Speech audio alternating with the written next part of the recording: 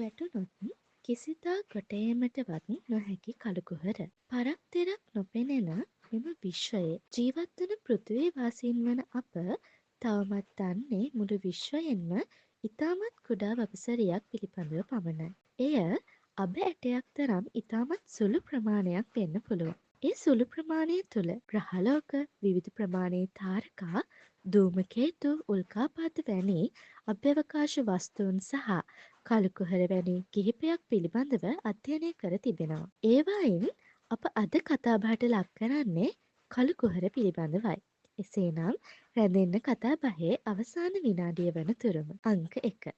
කළුකුහරයක් යනු. අපි මුලින්ම දැනගමු මේ කළුකුහරයක් එහෙමත් නැත්නම් බ්ලැක් හෝල් එකක් කියන්නේ මොකක්ද කියලා. අපි කළුකුහරයක් කියලා හඳුන්වන්නේ ආලෝකයට පවා පිටව යාමට නොහැකි වන තරමටම ගුරුත්වාකර්ෂණය ඉතා ප්‍රබල අවකාශයක පිහිටි ස්ථානයක්. එතකොට මේ කළුකුහරවල ගුරුත්වාකර්ෂණය ඉතා ප්‍රබල වෙන්නේ මේවා තුළ තියෙන පදාර්ථ කුඩා අවකාශයක සංකෝචනය වී තිබීම නිසා. ඒ වගේම අපි දැනගන්න ඕනි තවත් වැදගත් කරුණක් වෙන්නේ. තරුවක් මිය ගියාට පස්සේ කළුකුහරයක් ඇති වෙන්න පුළුවන් කියන කාරණය. අංක 2. කළුකුහර පියවි ඇසින් දකින්න පුළුවන්ද? ඊළඟට අපිට ඔළුවට එන ප්‍රශ්නේ තමයි මේක. ඔබ මගෙන් මේ පැනය ඇහුවොත් මම මේකට දෙන උත්තරය තමයි නෑ කියන එක. ඒකට හේතුව වෙන්නේ ආලෝකය පිටතට එන්නේ නැතිවීම. ඒත් විශේෂ මෙවලම් සහිත අභ්‍යවකාශ දුරේක්ෂ කළුකුහර සොයා ගන්න උපකාරී වෙනවා. මෙහිදී කළුකුහරයේ ඇති ස්ථානය හඳුනා ගැනීමට උපකාරී වෙන්නේ කළුකුහර වලට ඉතා ආසන්නයේ පිහිටි තාරකා අනෙක් තාරකා වලට වඩා වෙනස් ලෙස හැසිරීම යන සංසිද්ධිය. අංක 3. කළුකුහරයක විශාලත්වය. අපි මේ දැන් කතා කරන කළුකුහරය ප්‍රමාණයෙන් විශාල හෝ කුඩා වෙන්න පුළුවන්. තවත් පැහැදිලිව කිව්වොත් දැනට කරලා තියෙන පරීක්ෂණවලට අනුව නිගමනය කරලා තියෙන්නේ කුඩාම කළුකුහරය එක් පරමාණුවක් තරම් කුඩා විය හැකියි කියන කරුණ.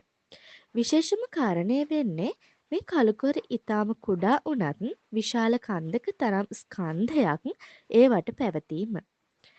එතකොට මේ ස්කන්ධය කියන්නේ යම් වස්තුවක තියෙන පදාර්ථ ප්‍රමාණයට. මේ කළුකුහර සලකනකොට ස්ටෙලර් නමින් හඳුන්වන එක් කළුකුහර විශේෂයක් අපිට හමු වෙනවා. එහි ස්කන්ධය සූර්යාගේ ස්කන්ධයට වඩා 20 ගුණයක් පමණ විශාල වෙන බව තමයි මේ වෙද්දී අනුමාන කරලා තියෙන්නේ. අපේ පෘථිවිය පිහිටන මන්දාකිණිය වන ක්ෂීරපතයේ බොහෝ ස්ටෙලර් කළුකුහර තිබිය හැකි බව අපට අනුමාන කරන්න පුළුවන්. ඊළඟ විශේෂම කාරණය වෙන්නේ මේ කළුකුහර වර්ග අතරින් විශාලම කළුකුහරය අපි හඳුන්වන්නේ සුපර්මේසිව් කළුකුහර ලෙසයි. මෙම කළුකුහර විශේෂයේ ස්කන්ධය පිළිබඳව ඔබ ඇසුවොත් අදහා ගන්න බැරි වේවි. හේතුව මෙම කළුකුහර විශේෂයේ ස්කන්ධය සූර්යයන් මිලියනයකට වඩා වැඩි ස්කන්ධයක් සහිත වීමයි. තවත් විශේෂම කරුණක් වෙන්නේ මේ වන විට විද්‍යාත්මකව සොයාගෙන තිබෙනවා.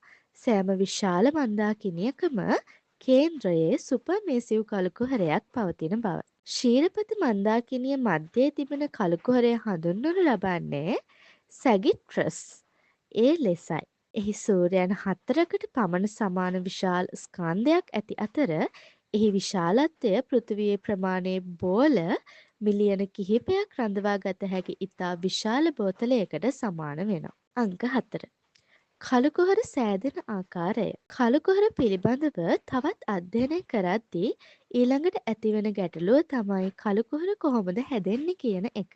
අතීතයේ සිට වර්තමානය වන තෙක්ම ඇති පරීක්ෂණවල අනුමානය වන්නේ විශ්වය ආරම්භයේදී කුඩාම ප්‍රමාණයේ කළුකුහර සෑදුණු බවයි. පෙර සඳහන් කළ ස්ටෙලර් කළුකුහර සෑදෙන්නේ ඉතා විශාල තාරකාවක කේන්ද්‍රය තමා මතට වැටීම හෝ කඩා වැටීමෙන්. මේ සිදුවීම තමයි අපි සුපර්නෝවා පිපිරුමක් ලෙස හඳුන්වන්නේ. එනම් සුපර්නෝවා පිපිරුමක් යනු තාරකාවක ජීවිත කාලය අවසානයේ තාරකාවේ කොටසක් අභ්‍යවකාශයට පුපුරවා හරින හෝ පුපුරමින් පවතින තාරකාවක්. විද්‍යාත්මක පර්යේෂණවලට අනුමානය වන්නේ සුපර්මේසිව් කළුකුහර සෑදී තිබෙන්නේ තමන් ජීවත් වන මන්දාකිණිය නිර්මාණය වූ කාලයට ආසන්න කාලයක බවයි. අංක 5.